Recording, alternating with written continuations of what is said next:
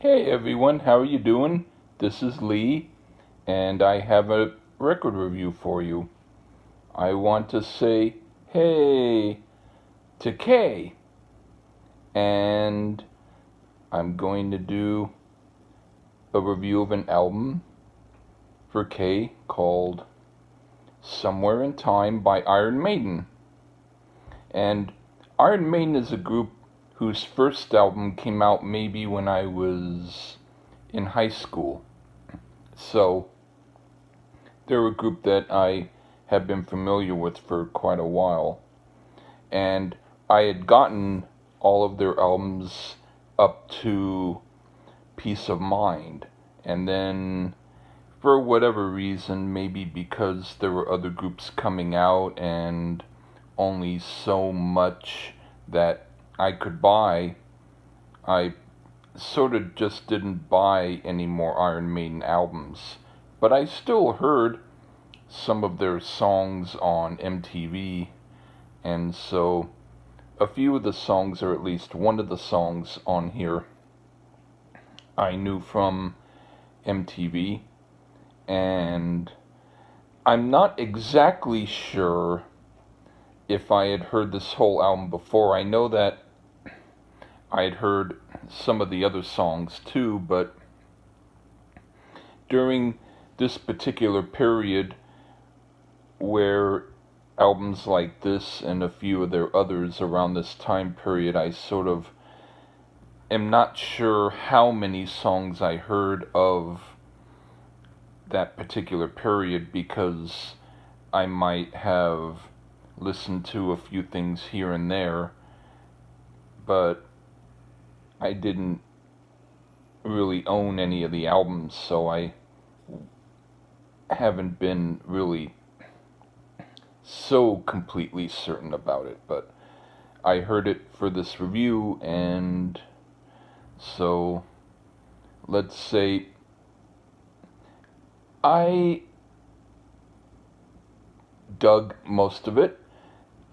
I don't feel that I need to rush out and get it, but I'm glad I heard it. And, well, anyway, here's going to be my song for song review. The first song is called Caught Somewhere in Time. This is interesting.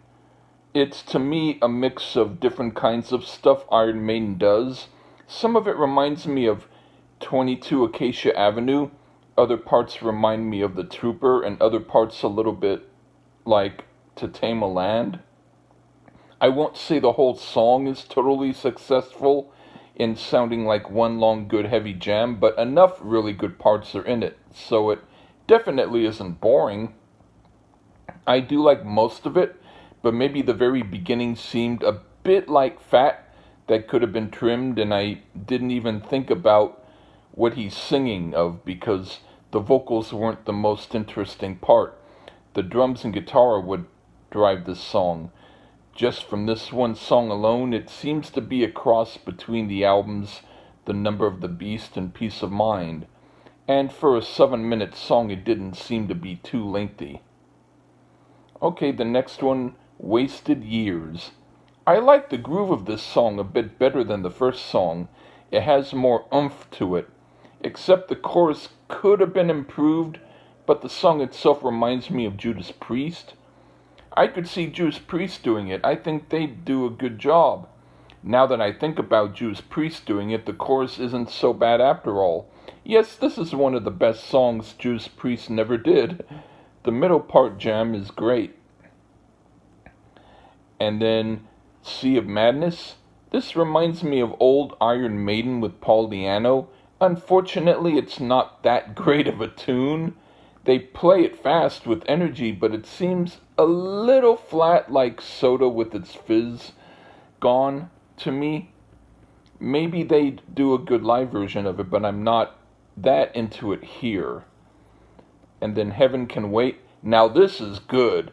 It actually sounds more like Judas Priest than Iron Maiden, but that's not a bad thing, because I like Judas Priest a lot. This is also like Run to the Hills, but even heavier and fiercer, and it's a great song.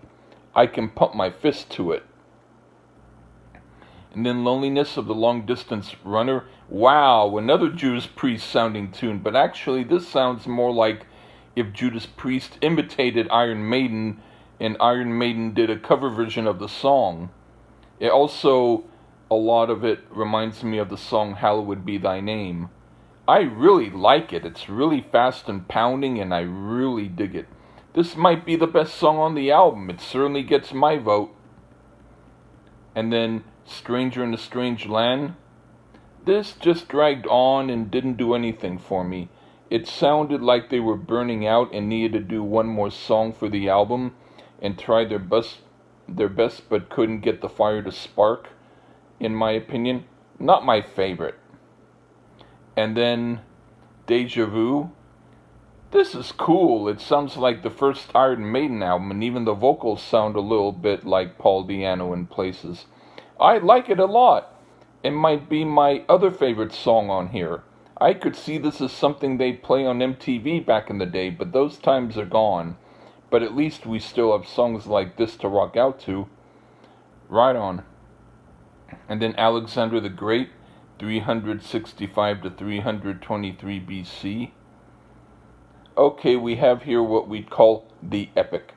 It starts like with a big roll down of the carpet in the beginning, which I actually like, but then the song starts and it sounds like a stale version of To Tame a Land.